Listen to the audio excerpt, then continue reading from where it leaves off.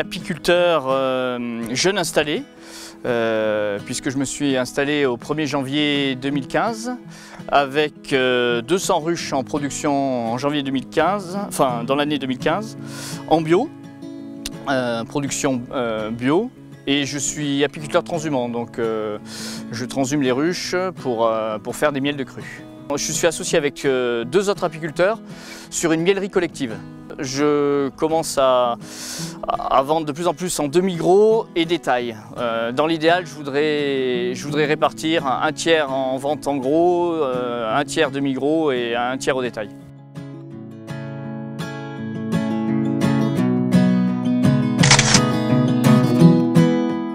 Je suis apicultrice professionnelle depuis 2014, donc je suis en train de faire ma 3e saison.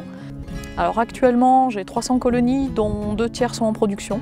Je fais une gamme de 8 miels, donc j'utilise la transhumance. Donc je fais mes premiers miels d'acacia et printemps à 400 mètres d'altitude ici, à Bord-l'Étang, enfin dans la région. Et je transhume ensuite mes abeilles en Haute-Loire essentiellement, à 1100 mètres d'altitude. La commercialisation, elle est axée principalement vers la vente directe. Enfin, c'est au moins 50% en vente directe. Et le reste est partagé entre la vente en gros et la vente en demi-gros via des magasins de producteurs.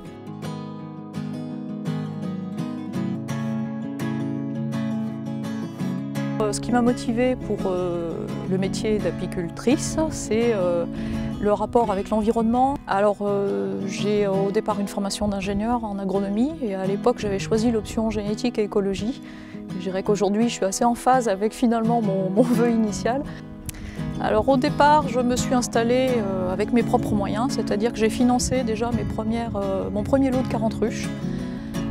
Et ensuite, j'ai fait appel à un prêt bancaire pour financer mon installation, n'étant plus éligible à la DJA. Donc je me suis installée vraiment sans aide au départ. Donc j'ai commencé l'apiculture à l'âge de 20 ans, j'ai récupéré un vieux rucher d'une grande tente. Et puis je faisais mes études dans l'agronomie et la biologie, notamment à l'INRA d'Avignon, puis en Afrique du Sud, où j'ai commencé à travailler avec le matériel abeille. J'ai étudié les phéromones de couvain et les messages chimiques entre les abeilles. Moi, ce que j'aime, c'est être sur le terrain, c'est la liberté qu'on a. C'est la passion de l'abeille avant tout, hein. Il faut être passionné pour se faire ce métier-là. Parce qu'en saison, il y a quand même beaucoup d'heures, il ne faut pas compter ses heures. Je n'ai pas acheté d'essaim, j'ai monté tout mon cheptel petit à petit. Donc voilà, je me suis installé avec une DJA en 2015.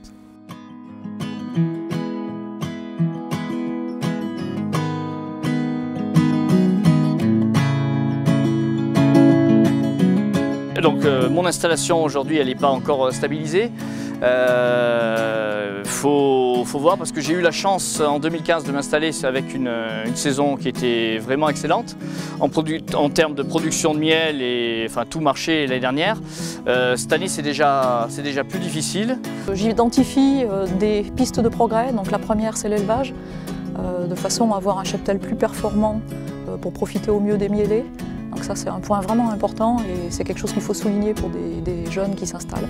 L'élevage, il faut le prendre en compte dès le départ. Et après, dans les points, je dirais, à améliorer, c'est la gestion du temps et l'organisation. Je n'avais pas prévu de faire autant de ventes directes dès le départ, donc il faut aujourd'hui que je sois capable de dégager un peu plus de temps sur l'exploitation pour mieux vivre aussi. L'idée, c'était pas de me retrouver à courir tout le temps, donc ça fait partie des pistes d'amélioration. Organisation, gestion du temps.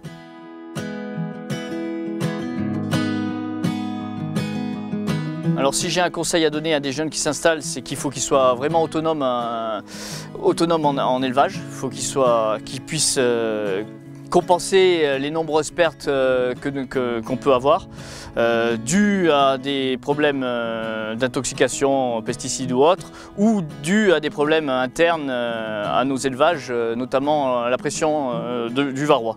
Pour être un bon apiculteur, aujourd'hui, il faut vraiment être techniquement au point, ne serait-ce que sur l'élevage et sur l'aspect sanitaire.